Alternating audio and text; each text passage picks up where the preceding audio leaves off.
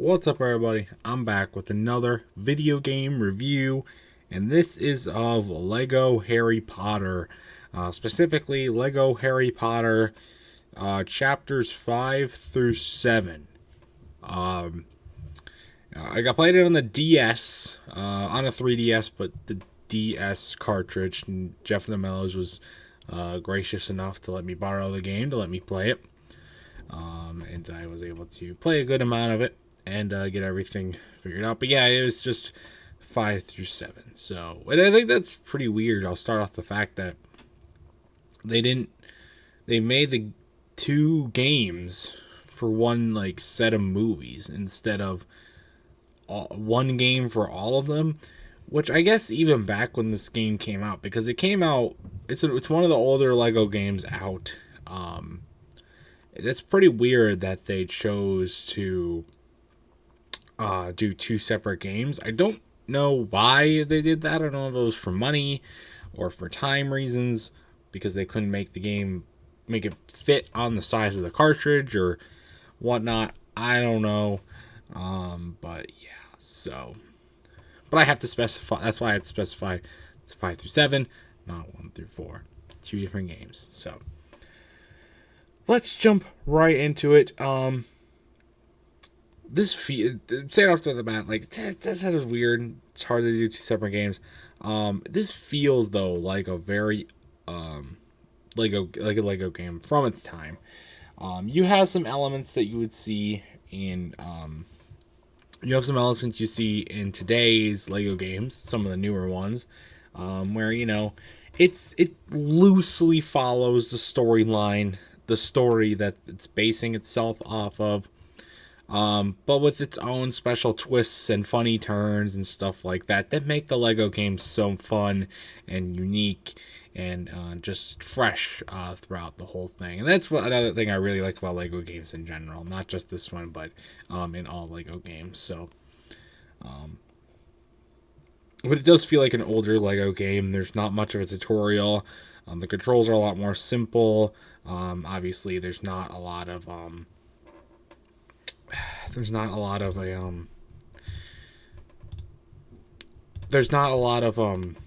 what am I trying to say here? There's not a lot of direction. It definitely feels, there's not a lot, it just doesn't feel as innovative and as good as a lot of the newer ones. But again, like I said in my first Lego Indiana Jones review, everybody has to start somewhere, and they did start here, partially. So I did like, though, that it was very easy to switch from one character to the next.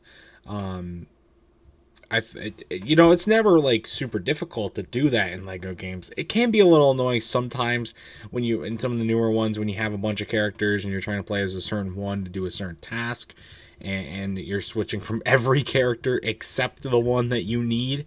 That can get a little annoying. In this game, it's nice that you switch between characters because all the characters aren't on the ground together, but you can play as different ones. The problem is they don't transfer from level to level. You have to unlock them, and then you can play them all in free play, which is not unique to this game. But that can be a little bit annoying because, it's like, oh, what's the threshold? What's the marker here? Sometimes it feels like you go from one room to the next and you lose every character you unlocked, and you got to re-unlock them. That's weird, but it is easy to switch between, like, either pressing the button, and so that makes it a lot easier to do that. It's really easy to move objects and build them with the wands and the powers and stuff like that in the game, and I think that's really easy. It's never super hard to do in a Lego game, but here it's definitely much more simple, and I think that's good. Speaking of the spells, there's a lot of different spells that characters can do, and I do like that some of them can do more than others. It gives some, like, uses to some of the other characters that you might not have used otherwise, but because you need a certain spell, you can use them. Most of them, though, are really not that well utilized spells.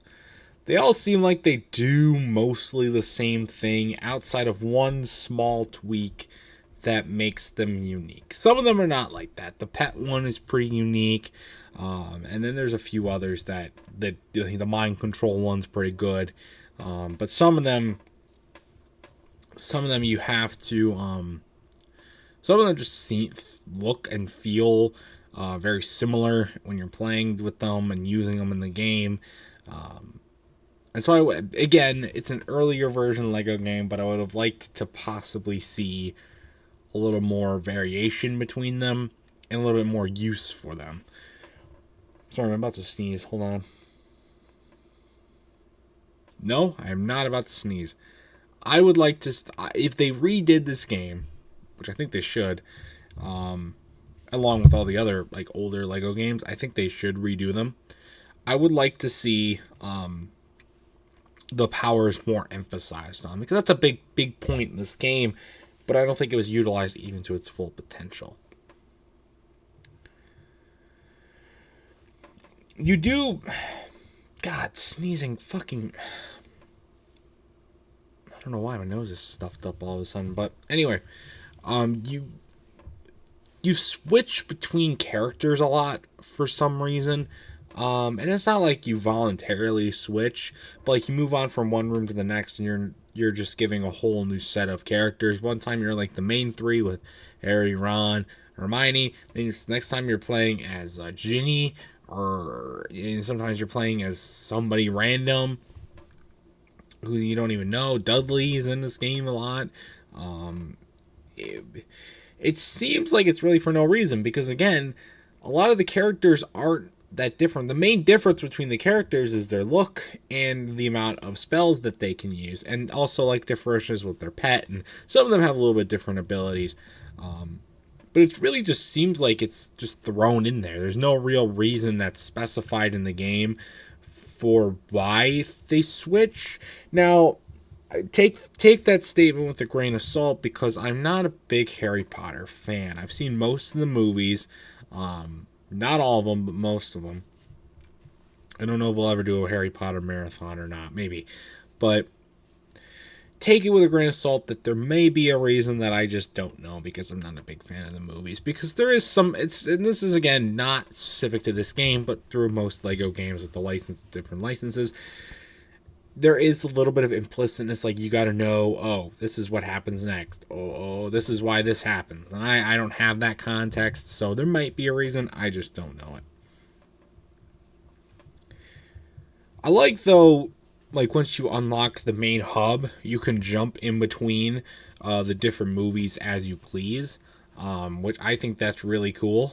You can also jump between different levels in the game, and as long as you unlock them, and I think that's really cool. To really just go around and do whatever you want. Gives a little bit more of a free play-esque sort of thing. Of course, many people will probably just choose to follow the order of the movies, but being a Lego game, they don't take the linear plot as seriously as maybe another game would, so it's not as necessary. And I think that's cool if you only want to focus on one specific movie, or you're trying to go back and trying to do something else to try and 100% the level or get a little collectible or whatnot. Though there aren't that many of those in this game. There are some, but not many. That is cool to do as well, so I like that. Some of the levels were hard to figure out. A lot of them are very puzzle-based. You got to do what you got. You got to try to unlock a few things. You got to defeat a certain amount of enemies. You got to free people. All this sort of stuff. Some of them were hard to figure out. And again, it's an older Lego game. Not as much direction or context or tutorial-esque to this game. So that's to be expected. Some of them were a little tougher to figure out for me. They're not the hardest, though. I mean, it is just a Lego game, so it's not like the hardest thing out there. But some of them were a little annoying. And let's talk about the combat. The combat is very minimal. It's average. It's what I would expect from, again, an early Lego game. One of the earlier ones in the series. Especially on the DS, I would want that. I would expect that. It's not like dumb or stupid. Like it fits well. It's easy, but also fun, and it's cool to look at and whatnot. it's just a little bit harder to figure out. Like sometimes they do like switch to deflect powers back, and you're fighting stuff, and it's pretty minimal too. I would like to see some more general enemies pop up that you can fight. You don't really get that at all, but it would have been nice to see. But again, earlier version Lego game, can't really expect much else. One of my biggest gripes about this game, and really my only real major gripe, is that you can't save mid-level. The game automatically will save for you after you complete a level, but you can't save mid-level. You can't do any of that. You can't really even save the game manually. You have to beat a level in order to save. Otherwise, you go all the way back to the start of that level, and that can be pretty annoying, especially if you're near the end of a level, or in like your DS dies, or you're just got to do something and it like shuts off or whatnot. That can be pretty annoying. But again, earlier version Lego game, and stuff like that. So what do you expect? But overall, I thought this was a pretty fun game. Not my favorite Lego game. I've played a lot of them, but this is far from one of my favorites because it is an older Lego game. Now, I have to believe that some of the stuff that may have came to the console version had to be compromised for the DS version. Maybe the ability to save mid-level, maybe some of the combat, maybe some of the tutorials, some of the missions, some of the things that maybe would have connected some of the dots that I was talking about in this video. Maybe were on the console version, but because I never played that, I don't know. So remember, that's why I always say I played it on the DS or I played it on the Wii, because maybe some other versions, that's why I always say what console I played it on, because maybe other versions had other stuff that would have maybe could explain some of my complaints a little bit better, but I didn't get a chance to play them. So for my final score for Lego Harry Potter years 5 through 7, I think all the years or movies, I don't remember, years 5 through 7, I'm going to have to give it a 7. 7 out of 10 is good. It's far from bad. It's not a bad game at all, but it's nothing extraordinary, especially for Lego standards. So that's going to do it for this game review. Have you ever played this game, or the 1 through 4 Lego game? If you played it on something other than the DS, I'd like to know all your thoughts about those in the comments section down below. And that's going to do it for this video. Stay tuned for much more amazing content, including more game reviews and other awesome stuff. Until next time, I'll see you guys later. Goodbye.